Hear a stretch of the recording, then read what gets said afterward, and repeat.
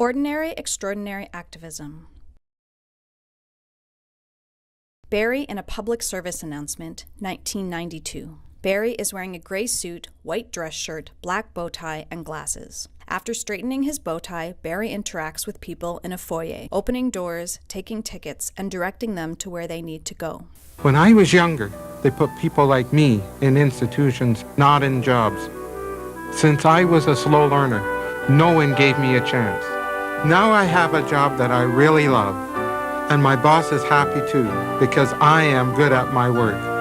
People called mentally handicapped can do a lot of jobs very well when someone gives them a chance. Do you have a job in your workplace for someone like me? Canadian Association for Community Living. In the process of creating these films, we learned that stories of institutionalization can become lost and fragmented. We also discovered that consent in video production can be fluid, so we are unable to include footage outside of this interview. Barry Smith. Barry is sitting at a white desk where a water bottle rests in front of him. He is wearing a blue polo shirt with a red button-up hoodie that has gray sleeves. Behind him, windows look out to bare trees and a gray sky.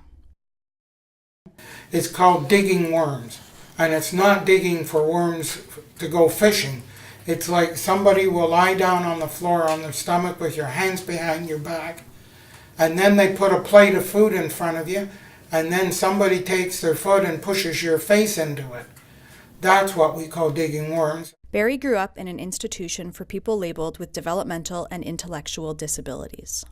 We were all made to scrub the floor, things that we're made to do that you normally would not do. The other thing is they made us work and do other things, like I ended up working, helping make bread. Well, you see, we were never paid for any of these things.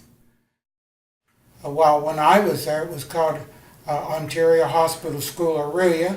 Then it was changed to Huronia Regional Centre. And to me, it doesn't matter what name you give it, it's always going to be the same place. A lot of the boys had hepatitis, and they were all in bed, and I was given a book, and I was made to sit on a chair in the middle of the room and read a story to them every day. Well, I wasn't that good of a reader, but nevertheless, I had to do it, because if I didn't do it, then I got hurt. You're always threatened by the staff. Now, if you tell them this or do that, and we find out, you're going to end up with 2 broken arms or a broken leg or 2 broken legs or whatever. You're going to end up hurt very badly. I chuck it up to the government, because it was the government that bought the place. It was the government that was running it. They should have saw what was going on and stopped it. They didn't.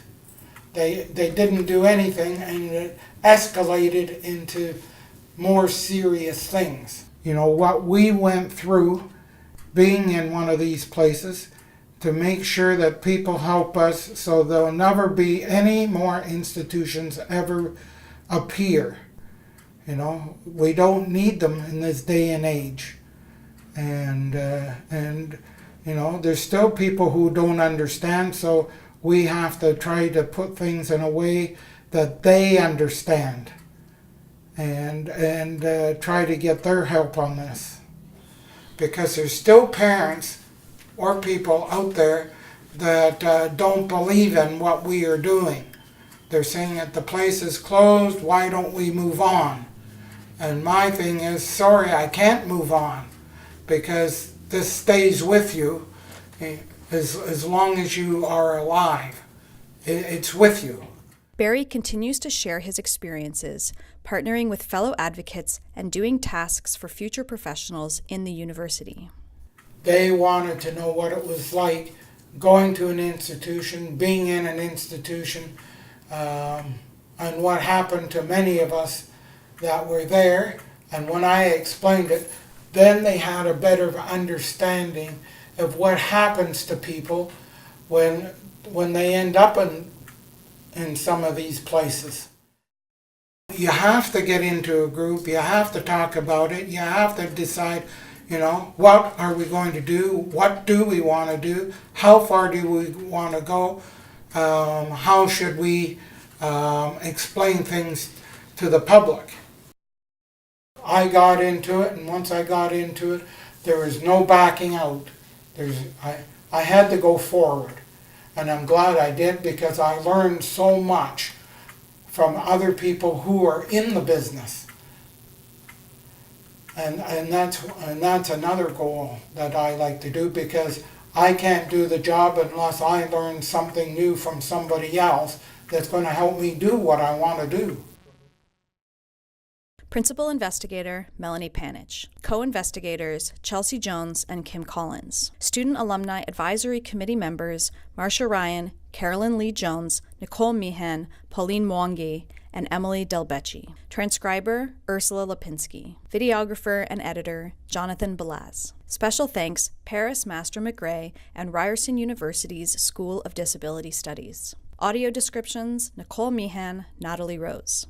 ASL interpretation Gloria Brafoglio, Ronald Dans. Participants Eliza Chandler, Kevin Jackson, Melanie Moore, Fran Odette, Barry Smith. Funded by Ryerson University's Learning and Teaching Enhancement Fund. Copyright 2016.